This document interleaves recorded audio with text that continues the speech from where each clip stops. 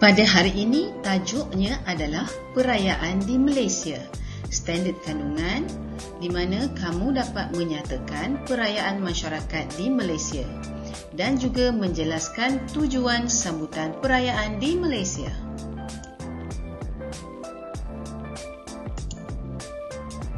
Bertuahnya kita menjadi rakyat Malaysia kerana pelbagai perayaan dapat disambut.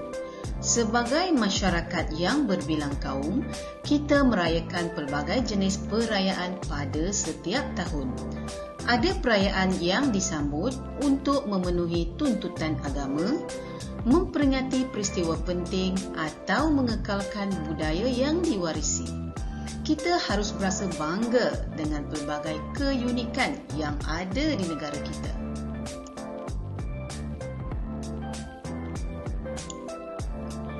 Jom kita tengok perayaan Hari Raya Aidilfitri. Hari Raya Aidilfitri merupakan perayaan yang disambut oleh pengganut yang beragama Islam tidak kira bangsa. Sambutan Hari Raya Aidilfitri bermula dengan ibadah puasa selama sebulan pada bulan Ramadan. Penganut agama Islam juga menyambut Hari Raya Aidiladha. Simbol terkenal bagi perayaan Hari Raya ialah ketupat.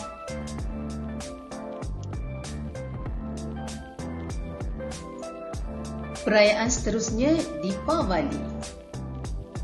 Deepavali merupakan perayaan yang disambut oleh kaum India yang beragama Hindu. Perkataan Sanskrit Deepavali bermaksud satu pameran pelita-pelita yang menandakan kemenangan cahaya ke atas kegelapan. Antara makanan yang dihidangkan semasa Deepavali seperti tosai, idli, maruku, jalebi, ladu dan lain-lain.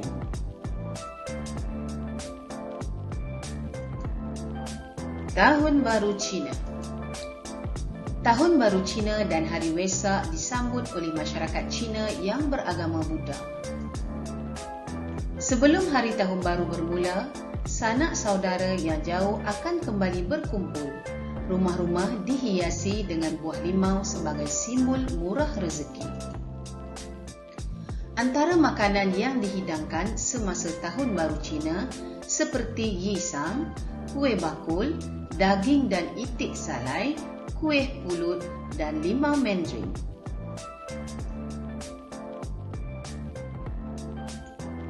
Seterusnya perayaan Christmas. Penganut agama Kristian menyambut perayaan Christmas. Adat resam moden perayaan ini termasuk pemberian hadiah, sambutan keagamaan di gereja dan peragaan pelbagai hiasan termasuk pokok Christmas serta lampu hiasan. Kebanyakan negara menyambut Christmas pada 25 Disember pada setiap tahun.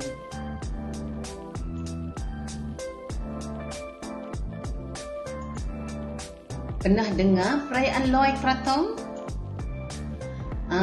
Perayaan Loy Krathong merupakan satu perayaan yang disambut oleh penganut agama Buddha yang berketurunan Siam. Perayaan tersebut bagi menunjukkan rasa terima kasih kepada Dewi Air dengan melancarkan beribu-ribu bekas berbentuk bunga teratai yang dihiasi dengan bunga, duit shilling, lilin dan colok.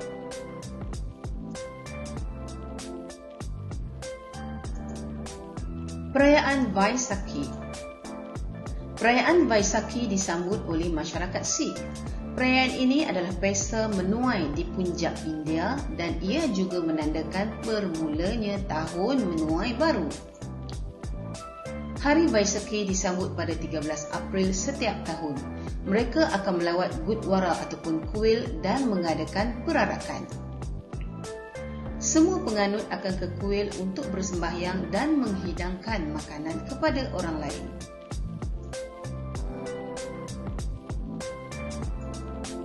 Hari Gawai Dayak. Hari Gawai Dayak merupakan perayaan yang disambut oleh kaum pribumi Sarawak, terutama Iban, Bidayuh dan orang Ulu. Gawai Dayak merupakan hari menyambut tahun baru yang ditandakan dengan berakhirnya musim menuai padi dan bermulanya musim menanam padi yang baru. Acara-acara tradisi diadakan seperti meminum air panjang umur, perarakan, pertandingan ratu cantik, menari tarian ngajat dan lain-lain lagi.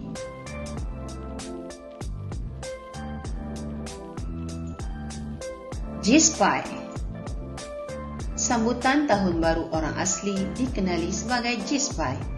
Orang asli merayakan perayaan mereka secara sederhana tetapi penuh muhibah. Perayaan menyambut Tahun Baru bagi 18 etnik orang asli di semenanjung Malaysia bermula pada penghujung tahun iaitu setiap 31 Disember. Apabila menjelang Tahun Baru, mereka menghias rumah dan kawasan sekeliling serta menyediakan masakan atau membuat kuih-muih tradisional dan moden.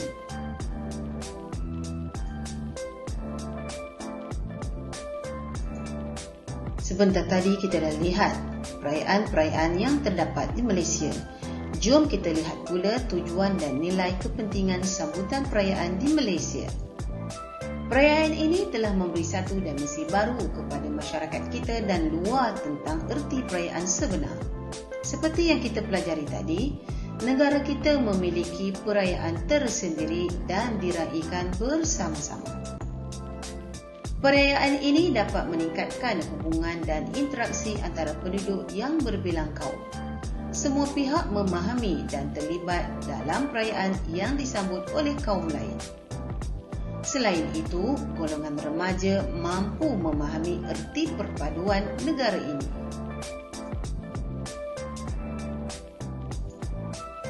Pandangan masyarakat, terutama orang lain, turut berubah. Negara akan dilihat sebagai mempunyai keunikan perayaan yang tidak mampu dilihat di negara lain.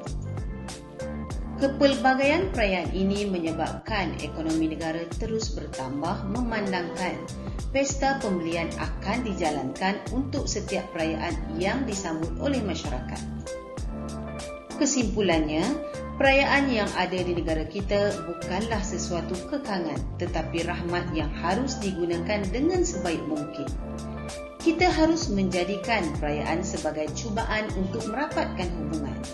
Malaysia sebuah negara yang melambangkan erti benua Asia kerana mempunyai pelbagai keturunan dan perayaan.